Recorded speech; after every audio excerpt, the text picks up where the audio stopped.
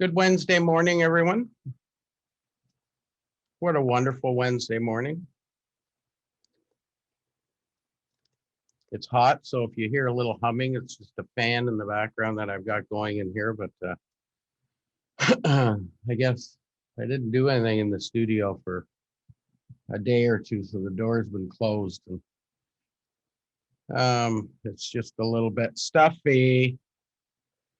Hope everyone's doing well. We had another interesting week, I guess. I think we it was kind of interesting. I thought it was kind of time for us to just have a discussion so I can get some feedback because the government is, interestingly enough, starting to listen a little bit more. And I think, I don't want to say it's because, we were right on some of the things, but probably more so because the case count's coming down, so they're starting to listen a little more. What's interesting is the pace of reduction of case counts in the province, when you look at it from a percentage perspective, is a lot stronger than the case count coming down in the region of Waterloo. And somebody said to me the other day, Greg, is it because we're doing rapid screens? And so when we get a positive rapid screen, we send them and they get confirmed in PCR test, and then they get put into the system, and of course they get counted as a case. I don't know that that's the case. We've had out of the thousands and thousands and thousands of reports that we've had about I think under 40 positive results. So when you look at about 8 weeks, I guess now we've been doing it. It probably isn't as a result of doing that. I think what is a result of doing this is we're finding those asymptomatic individuals that otherwise might have caused a problem in the workplace, because as you all know, public health regulations and protocols are that if you get multiple cases, depending on the number of employees you have, they can shut you down for 10 to 14 days, something like that. And I don't think there's any business, certainly that's operating, that wants to have that happen as well. I think as well, we've had a ton of reports because we've got a ton of businesses, probably over 3,000 businesses now screening twice weekly in the workplace. And those are all essential businesses. Those are businesses that haven't been affected by any of the shutdown or lockdown requirements, stay-at-home orders, whatever it happens to be. And as we start seeing some openings happening, we're certainly getting ramped up on the number of restaurants are saying, well, now I'm bringing back a bunch of employees, so we're going to need some more kits, and that's fine. That's exactly what we're here for. We are having still a little bit of trouble at getting them reported. Not sure whether people forget. We mentioned it, actually we were going through it last evening. We do mention about 4 times that, you need to report 75% or we can't refill the order. And that's a government mandate. These kits are, the wholesale price of them are about $125 a box. Retail, they're about $10 a kit, so that's $250 a box from a retail perspective. So they're not cheap, and I can understand the government wanting to make sure that they're being used, and that's the important part. Most companies are really good at it. Some companies, and we've been noticing that there are some really interesting dynamics going on in companies, and they might have 2 divisions or 3 divisions, so they try and proportion the number of kits properly, but they find one division maybe goes through them faster than the other and then needs some refill. And so we're trying to work with those companies to maybe have their orders placed on a division by division basis, so that then we can measure it against the 75% used in a particular division. or reported in a particular division. But anyway, these are going to be really, really important. And I think as we start to open small retail and restaurants are going to need this tool. So hopefully they will embrace it. We've now got a new employee on who's coming into about 4 hours a day to make phone calls to members and non-members eventually to remind them that they can get them for free here at the chamber.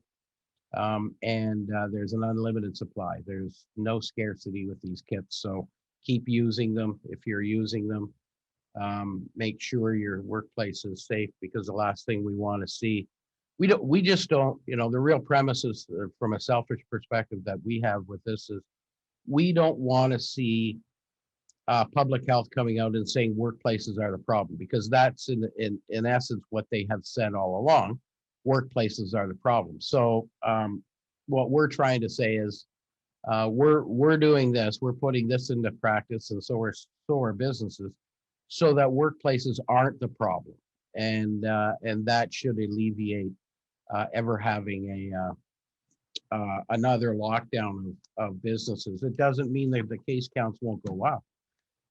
But if we can make sure that workplaces are safe, then we should be able to have a pretty strong case going forward to the government to say, look, leave workplaces alone because they are actually safe right now. And that might give us some fuel in the fire to be able to say, we need to advance this. Right now, as you know, it's just for employees coming into the workplace. Well, personally, I'd like to see a box of these sent to every single household in the province of Ontario.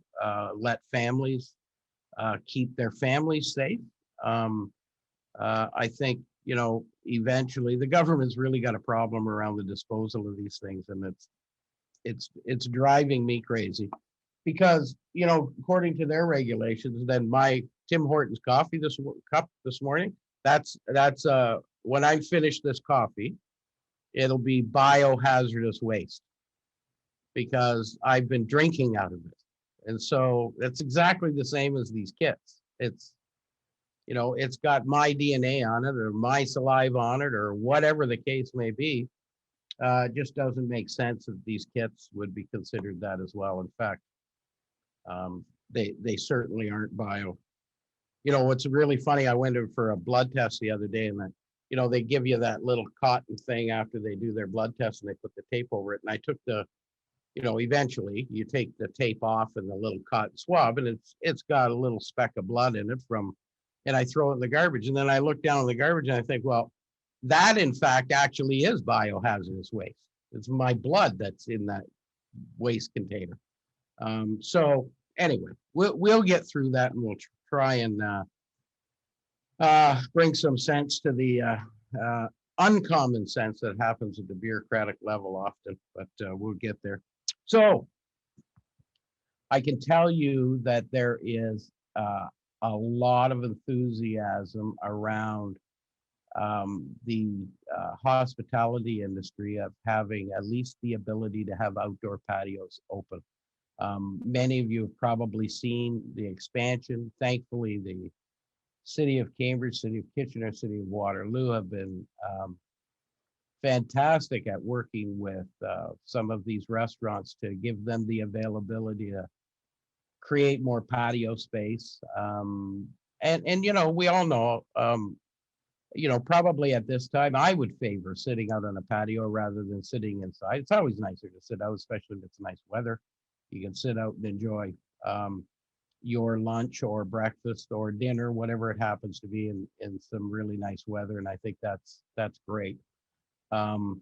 Hopefully that kind of attitude will continue, and I think it probably will. We're seeing the value of it from an economic perspective, but there's always a value of it to the community at large as well, even when there isn't a pandemic anymore, or even when regulations can slow down. However, there is a couple of little issues that we are concerned about. And when I say we, basically it's the probably the Canadian Chamber, the Ontario Chamber, or chambers across the province of Ontario. But more importantly for us, it's the Best Waterloo Group, which is made up of Communitech, Waterloo Economic Development Committee, Cambridge Chamber, KW Chamber, and we now have Minto Schneider from Explore Waterloo Region, because we are starting to get into what we hope to have some sort of salvage of the tourism industry as things start to open up. There was I think something in the Globe today about, easing border restrictions slowly and softly and making those available. Um, we are talking about at this point a 2-dose summer where, those who want a vaccine will have both doses by the end of August. That should send a clear indication that that we're going to be in much better shape come midway through the summer, where most people will have both shots. Certainly the most vulnerable will have both their shots by that point. I'm kind of hoping, I'm sitting on the edge right now waiting for my text or call or whatever it happens to be to come in and get my second dose, which I suspect will be either later this week or early next week. So, I think what the government has to look at from our perspective is there's a discrepancy between retail capacity limits. So Walmart, Costco, places like that will be able to have 25% occupancy in the stage 1, which we're going into on Friday morning. And small retail will be limited to 15%, which I don't, like most people with any common sense would probably say, well, what is the difference? Why should, they get 25% and the small retailer operating here should be down at 15%? It kind of doesn't make any sense. And we're trying to get that answer from the government, but it's certainly, it stems all the way back to when they shut everything down and said that Walmart and Costco could still sell non-essential items. Well, that's not fair either. And we were loud on that. And eventually in the second lockdown, when the stay-at-home order came out, Ford put in the provision that even those places weren't supposed to, whether they, stuck to that. I heard some great stories, people going in and so if during lockdown, when you weren't allowed to buy non-essential items in Walmart, for example, you could grab it off the shelf because you could walk right by the shelf, but it had like a yellow tape across it or said you're not allowed to buy stuff off the shelf. But if you went through the self-checkout, there was nobody there to say you can't buy that. And, Walmart's not going to change all their SKU codes and say, you're not allowed, don't accept this. So people were actually going in and buying non-essential items and going through the self-checkout to make their purchase. So I think, a lot of things seem to be unfair. And, if you're going to be fair to anybody, you have to be fair to the small business. Like you have to be fair to the small business. It's just virtually corrupt not to be, because these big companies, they already eat into the profits and revenues of small businesses, outside of a pandemic, and to do it in a pandemic just doesn't make sense. It almost makes me believe that the government doesn't have any faith in the small business owner to put in the safety protocols and guidelines that are required at this point. But I quite frankly, I've seen the activities going on in a small retail setting compared to the activities going on in a large retail center. And from a health and safety perspective, I'd feel safer in a small business than I would in a big business any day of the week. That is for sure. So I think the government's kind of got it backwards, but that's their assumptions, right? The assumption from government is bigger, is more compliant, better, smarter. There's more adaptation to it. I would have to say that it has all been clearly pointed out through this pandemic that there has been no one that's been more creative and innovative and executing on needs and requirements in public health and small businesses. Like these folks have done an incredible job just to, still have their website operating, still have their ability to serve their customer base. So I think it's kind of backwards, and we're encouraging the province every single day to consider these small businesses because they need help more than anybody right now. But we do concern ourselves. The actual documentation from the provincial government, and there's the number of pages for this slow reopening. It actually says that we'll begin on Friday, June the 11th at 12:01 a.m. And it actually says in the legislation, this is verbatim, it says, and we will remain in stage 1 for at least 21 days. I think, well, I understand completely that the government has put that pad of time, that 3 weeks of opportunity to be able to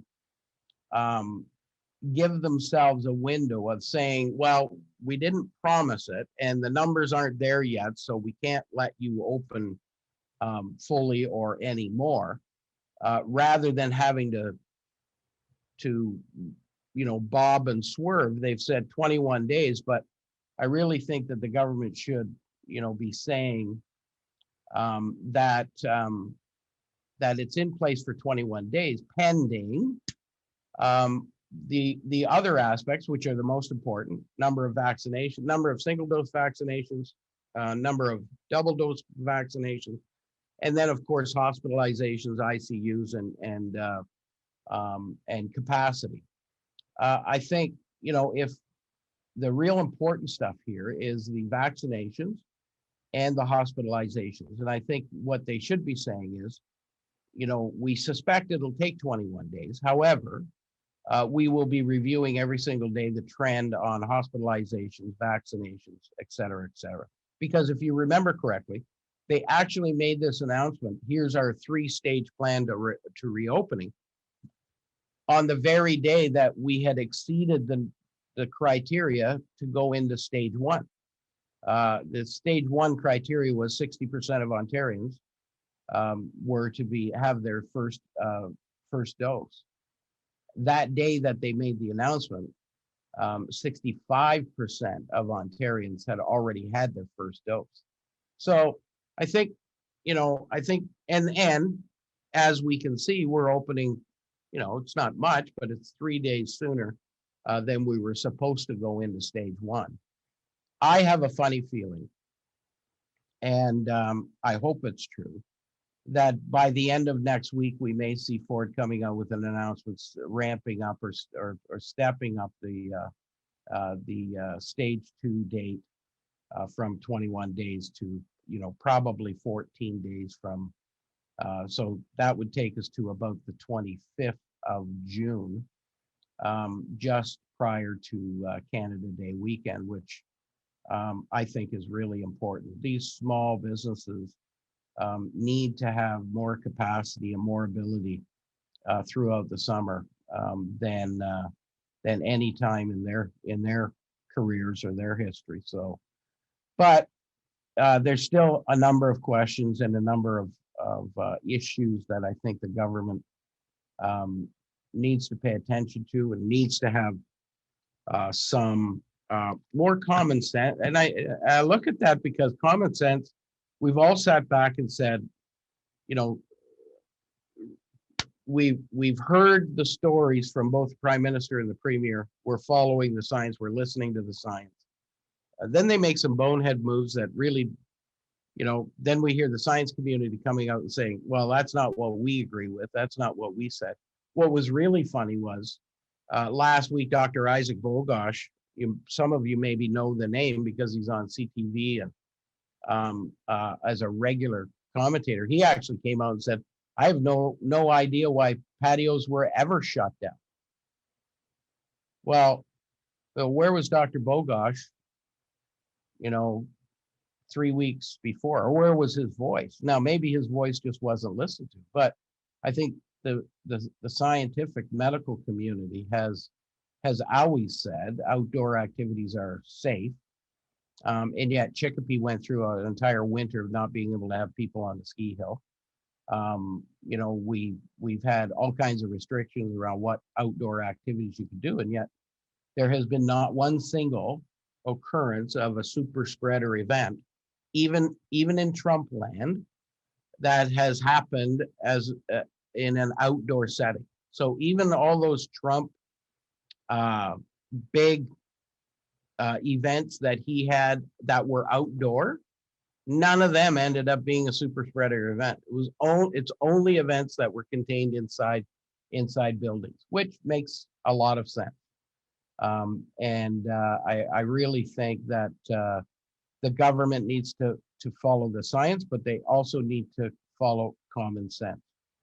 And I've said it many, many times. If you ask the science community, you ask the business community on this side, what should we do? They would say, well, just tell us how to protect people while they're in shopping or they're in doing their thing, and we'll do that. And let people shop and let people do the things that they want to do. If you ask the science community, what should we do to curb the spread of this virus? They would actually say, well, lock everybody in their own room for 28 days, and then the virus will disappear and we can all go back to resume our regular activities. When you open those doors, some of those people will be dead. But that's how you get rid of the virus, and that's how you contain the spread. However, you can't take the pure science approach, because obviously we'd all be concerned about that. You probably can't take the full business approach of just saying, yeah, just let everybody freewheel it. We'll take care of them if you tell us how to do it. Now what you got to do is bring common sense to the approach and say, well, what do we do? Well, Dr. Isaac Bogoch says no reason why outdoor patios couldn't have been operating the entire length of time. In fact, we started a program early in the fall, back last September. We were trying to get funding out of FedDev, and we're promised funding out of FedDev, where we were going to help small restaurants who had outdoor patio space purchase some heaters so that they could get through, you know, the milder days of the cold months with still being able to provide outdoor patio service. But of course, that didn't happen. The amount of money that we were promised originally was, you know, it ended up being a fraction of that. And so we helped some businesses get through just to see the light of day for the new year. But then it just never opened up. We just never had the ability to open up patios again. So I think where we're at is we're trying to bring some common sense approaches from the business community and saying, this is what's important. We need to, we can move to this level because workplaces are safer because we're doing rapid antigen screening. Workplaces need ongoing supports that will help them navigate through, even if you're coming close to your pre-pandemic revenue stream, there's still going to be assistance that you need. So we fought fairly heavy for that type of stuff, and it hasn't passed the Parliament yet, but we suspect that Parliament is going to approve the extension of the wage subsidy program, the rent relief program, through to September 25th. So, and they're, you know, like what we said was there are built-in mechanisms into these programs anyway. So, you know, the original program was if you're down by 30% revenue, you qualify to be part of the wage subsidy program, and you get 75% of your wages subsidized for anyone that's still working. But they built in a mechanism in their second tranche of that last fall, where they allowed you to be a little bit less than 30% down in revenue. So you could have been 20, 25%, 15% down in revenue, but your percentage of subsidy would shrink at the same time. So what we said to the government, you already have the mechanism built in place to eventually wean everyone off of the wage subsidy program, the rent relief program. All of those programs have exactly the same type of formula in them. And so I don't see that as an issue to extend it out as far as you want. However, here's where the problem comes in from the government's perspective. The politicians agree 100%. The bureaucracy does not. And to some degree, I understand why. The bureaucracy says we need a number that we can attach to the program. So we've got the wage subsidy program. It's going to cost $64 billion or whatever it costs to implement because of the number of businesses, the effect on business. They do all these matrix, all these math quizzes, and they come down to a deadline point. It ends X date, and we know that it's going to be roughly around $64 billion. When the government, the politicians come out and say, we're just going to carry it through until everybody weans themselves off and revenues are back to pre-pandemic level, the bureaucracy looks at them and says, well, how do we put a budget? How do we put a number to that? Because we have no idea how long that's going to be. And of course, my response immediately back to them is, well, isn't that a clear indication that you're going to have to keep the supports in place for a lot longer than you think? Because if your bureaucracy is worried about the additional cost of going beyond a certain date, they obviously know that businesses are going to need subsidy beyond that date because they don't know what it's going to cost. So, from our perspective, we're saying, then if you need to have a specific date so that the bureaucracy can do their math quizzes to figure out what that's going to cost, then why don't you just establish a date as December 31st, 2021? End of story. Get right through the year. By that time, we should have reached, and we will well reach herd immunity, even with younger folks.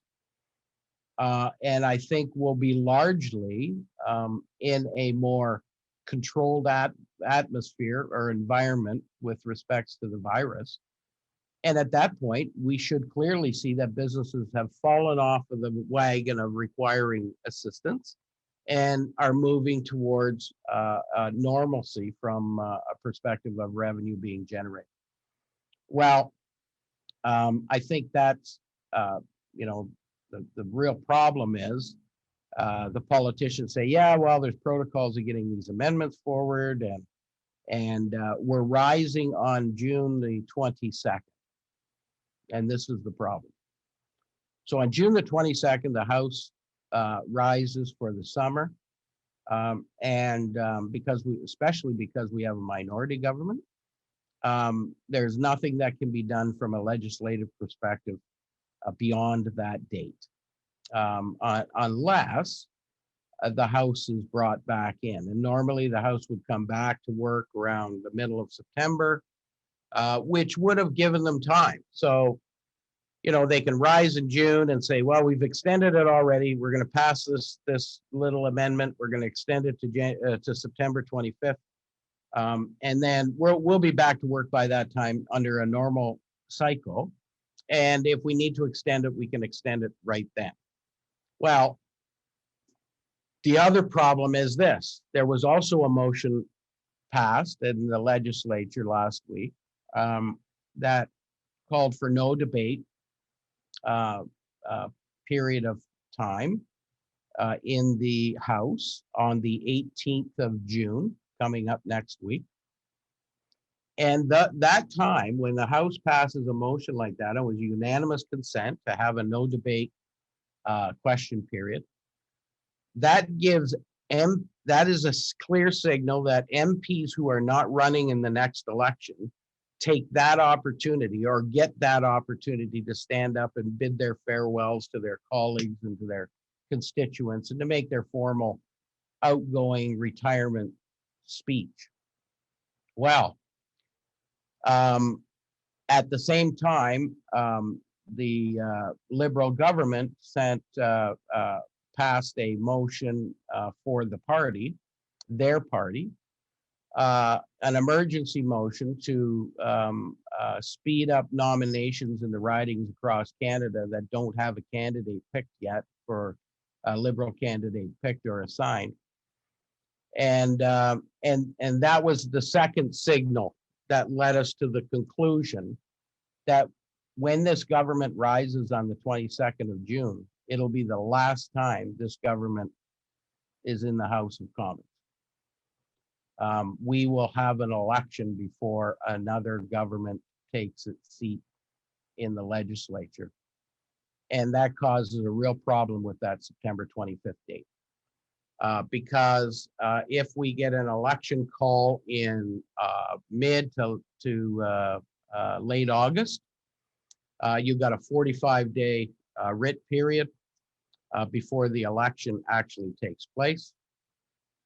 Even if it happens before the 25th of September, let's say election day ends up being, just for the sake of a date, it's the 5th of September is election day. By the time the new government, whomever that might be, has the ability to assign its ministers and its all of its key positions, and then get to a point to call the House back, it generally takes at the fastest that's ever happened has been 6 weeks from election day. And we could potentially be looking at 8 weeks from election day, which takes us, basically close to November. And by that time, businesses who are maybe still requiring the subsidy programs will be out of luck until that House comes back in, tables some new legislation, because it's going to be a brand new government. And then we all know what happens. The government announces something on Tuesday, and 7 weeks later is when the program details get announced, and that's when the money starts rolling out. So Best Waterloo, my group of colleagues, we all sit down and we start saying, well, you know what? The reality of it is, if that were to happen, if that were the case, we will likely not see the resumption of subsidies or benefits to business until probably January 2022. Because by the time, the House gets called back in, by the time they go through the new piece of legislation, by the time the implementation process of it, if it's not just an extension, if it's, a new program, because it's a new government, then we could be potentially waiting until January. And at that point, that's the second Christmas and seasonal hot time for restaurants, small retailers, the hospitality industry, the meeting and planning event space crew as well. It just causes a tremendous amount of trouble from a financial perspective. So we're at a crunch. I had a meeting last week this week with Bardish Chager, who has, a fairly direct pipeline into the decision-making body at Parliament Hill. And she has basically said to us, give us the bullet points of what the government needs to consider. And she will get it in front of the eyes that matter, well prior to the rising of the House on June the 22nd, and hopefully we can get something done in the interim. But other than that, it's I think right now we actually asked for a provision, move it out.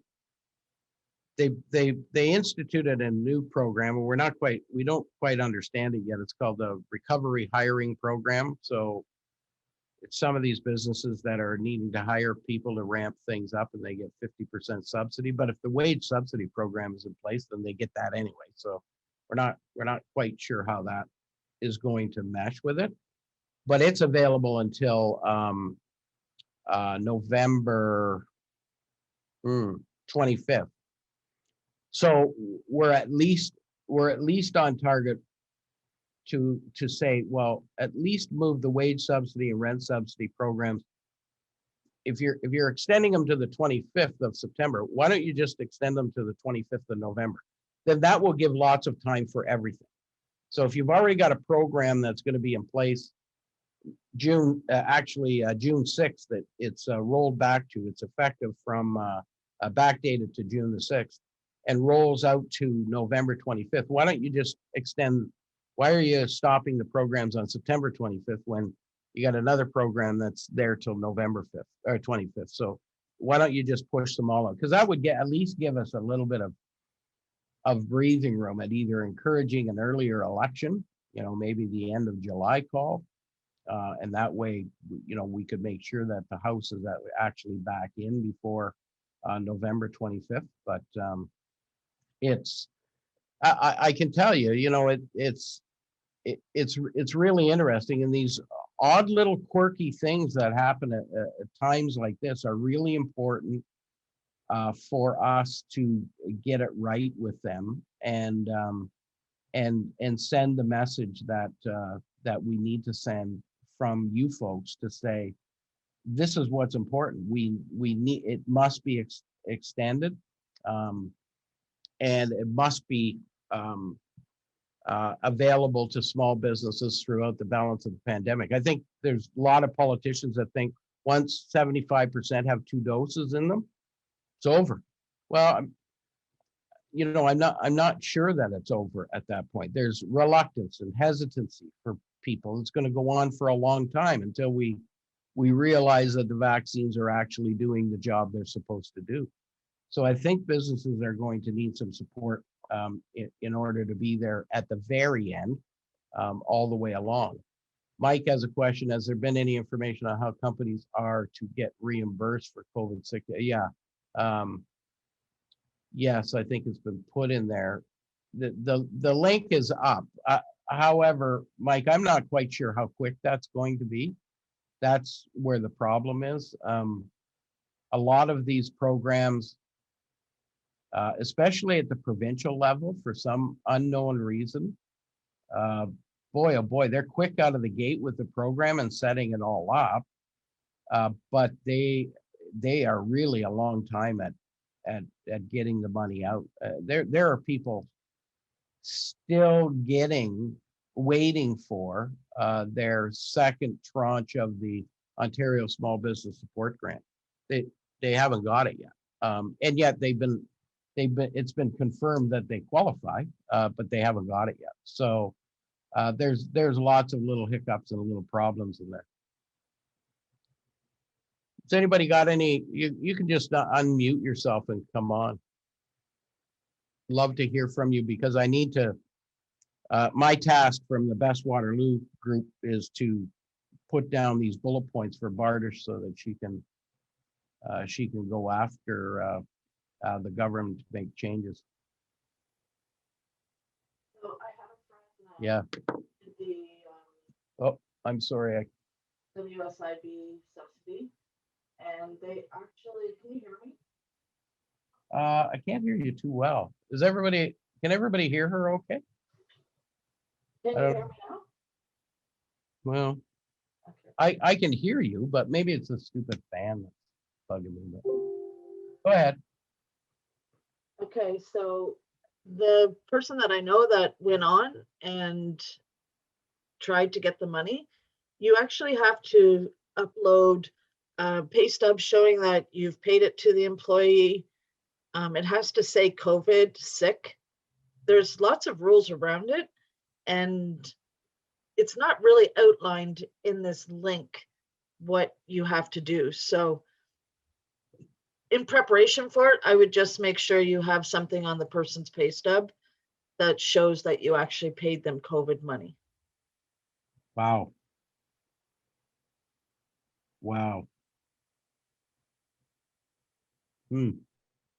I recognize that the 3 sick days are specifically for individuals who have symptoms and have to go and get tested. I guess that's, but for those of us who use a payroll service, how do we change the pay stub? Like, I don't know, Mike, I had the payroll service add a pay code called COVID sick. And if somebody went to get their shot, their vaccine, I paid them the hour that they were gone. I put in COVID sick on their pay stub. And hopefully that's going to be good enough when I go to submit, if I can ever log on. yeah. And does it actually, on their pay stub, does it actually show a separate line of an amount and then COVID sick? Yeah, because that's the pay code I had them add. Okay. Well, I think that could possibly help, if we can get, payroll services to do that. Because it does have to be separated. It has to, that's the problem, right? So if you have like, what do you do in the event of having a salaried employee? So if it's a salary employee and they took a day off, I deduct their salary and I put the money in COVID sick that I paid them. So they're still getting their full salary. Yep. I'm just separating the two so that they can see that I paid them for that day that they're off. And that's a manual entry you do when you do your payroll, right? That's correct. Wow.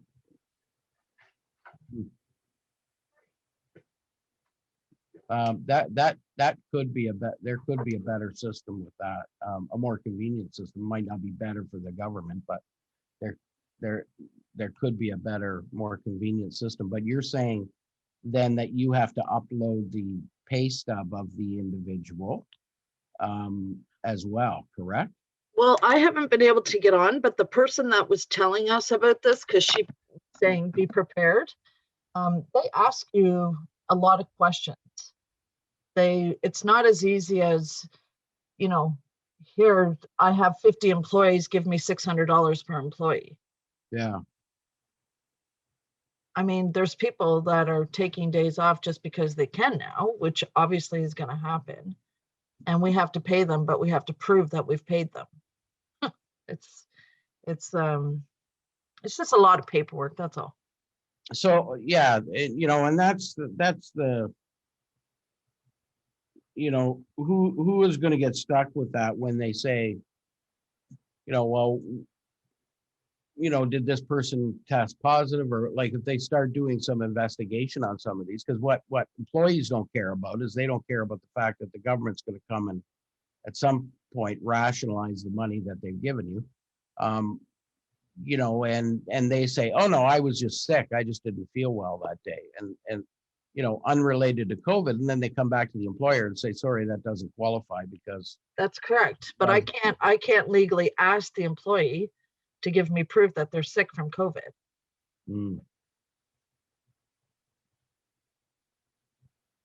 Well, that's a good point.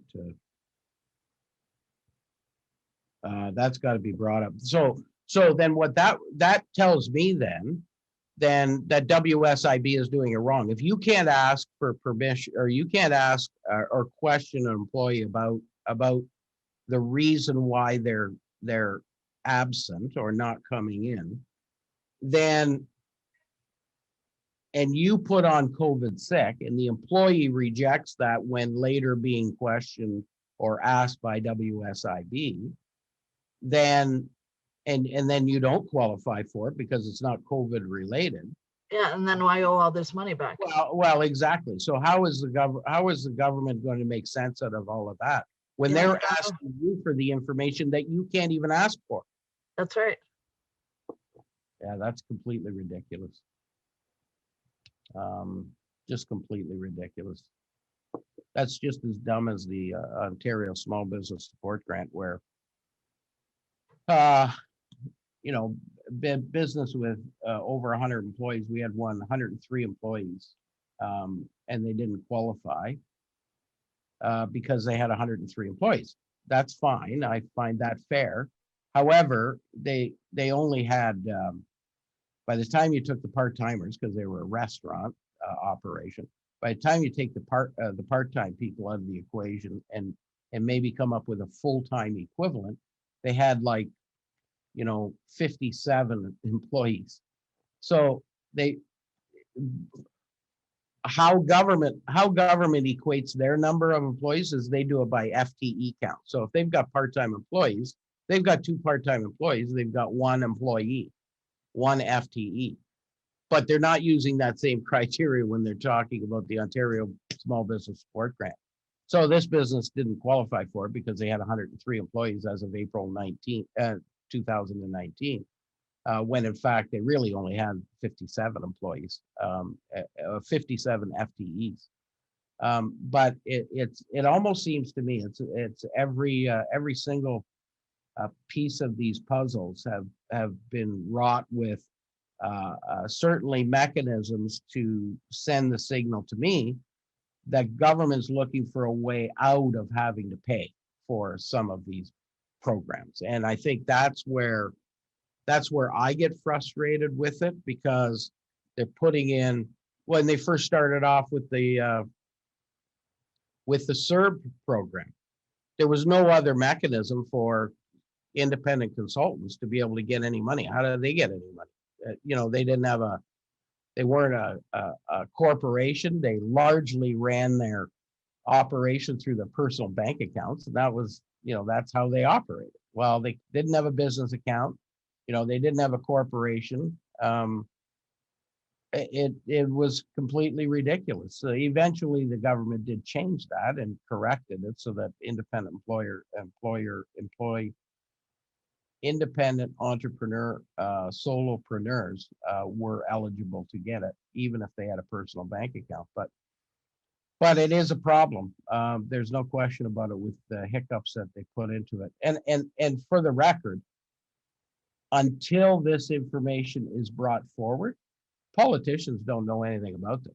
They just give the direction. This is what we want to do, and the bureaucracy builds the model in behind that. And some of you know how that works. Nick Ermetta knows exactly what happened. You tell the bureaucrats, this is what we want to do, and then they have to design the model around that and how that's going to be executed. And oftentimes it doesn't correlate with what the politician wants, and it almost always doesn't correlate with what the recipient wants. So it's ridiculous. Does I think the opposition parties at the federal level have all said that they don't want an election until COVID is over. So the reality of it is, if there is going to be a federal election in the fall, the prime minister is going to have to if he ever appoints a governor general, I think is he going to do that? I'm not sure whether he's going to do that or not, but he said he is. He's got to go to the governor general and have government dissolved and to call an election. So he's going to have to pull his own trigger, and governments don't usually like to do that. But I think what they're probably banking on is we're going to have a 2-dose summer, and people are going to be in a good mood because things are going to be opening up, and that's the optimal time to go back to the polls when everybody's happy and enjoying the fruits of their labor. So I have a funny feeling like some of the rumors going around is that they're going to pull the trigger early before the middle of August. That we're going to enter into the writ period, and it'll be probably early to mid September election day. And I don't know how many people here are still on some of the wage subsidy programs or rent programs or any of the other federal programs. But I can tell you, I guess if you're optimistic and saying, well, I think my revenue levels are going to be back up there, I'm going to be okay. Yeah, you're going to be okay, provided we don't have, and I'm touching wood here that we don't, but I think this is wood. I hope this is wood. A fourth wave, with this Delta variant that's in the one from India, is a, while I think the vaccines give us some protection, it's not as robust a protection as it is for the rest of the variants. So if we have lockdowns, if we have more setbacks in case counts, I don't think it's not going to be good to have these federal programs fall off the table on September. Nick or Meta, you know exactly what happens when that happens. Like when the election period starts, like there is inactivity from the federal or provincial level for months because they got to get organized, structured. They got to get their mandate letters from the new prime minister or premier. They got to get, all their team in place. They got to, there's a whole bunch of things that happen before anything substantive can happen that's going to affect our daily lives. So I think it's important that is there anybody here that's got concerns about some of these programs that are falling off or potentially could be? Or do you think we're going to be okay by September 25th?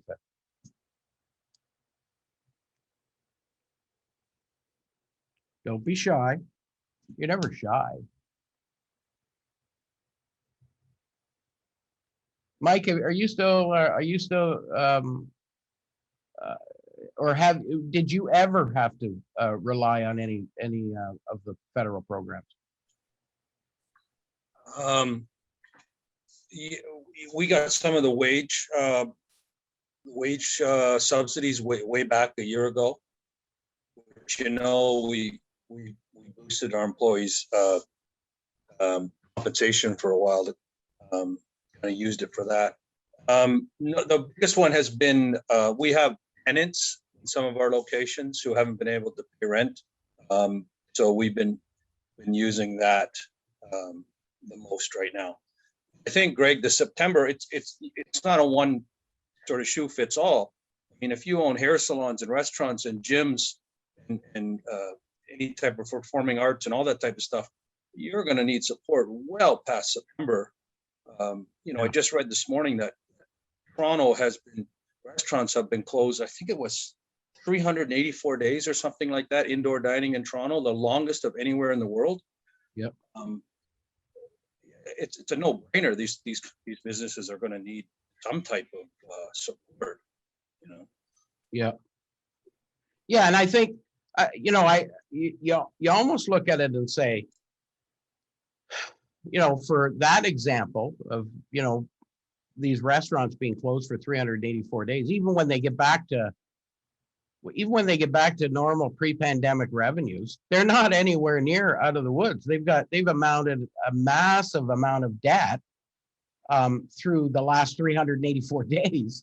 That how are they going to climb out of that without having some support along the way to say, okay, you're back to your pre-pandemic revenues, but we need to help you for another 6 months or something so that you can at least pay back some of the debt that you've accumulated over the. I worry about this, in the very beginning when you got this 40,000, a lot of businesses got the $40,000 grant, and then you if you paid it back by December 2021, you got to keep 10 grand of it. I've talked to a ton of companies who said, like, there's no way they're going to be able to pay $30,000 back by the end of December. They're just salons, restaurants, places like that simply will not be able to do it. So they won't be able to get that $10,000 off. They're going to owe, as of January 1st, 2022, they're going to owe 40 grand, period, end of story. And then they're going to start being charged interest. Well, and if they got the extra 20, they're going to owe more. They're going to owe more now. I think they're going to owe, $60,000. Yeah. Right? Yeah. Do they not? I think they get an extra year to pay that other 20. I'm not 100% sure. Yeah. I think you get an extra. I think you get an extra year to pay back the 20,000 additional, of which you could keep 10 of it if you pay it back by then. But the fact of the matter is, if you can't pay the 40 by the end of this year, or the 30, you're not going to be able to pay the other 20 back by the end of December 2022. And I really think, I think to some degree it goes down to, a lot of these businesses maybe not, or politicians not understanding how a business works or how it operates, and that for the most part, the families or individuals that own these businesses have, had, virtually no income for the last year, barely gotten by.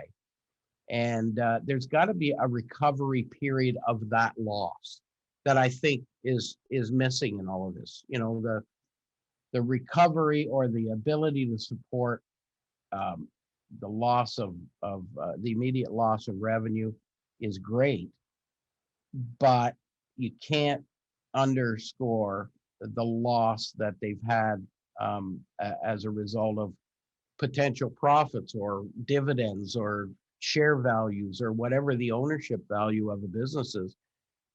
And this wasn't their fault. It's not like this was a recession.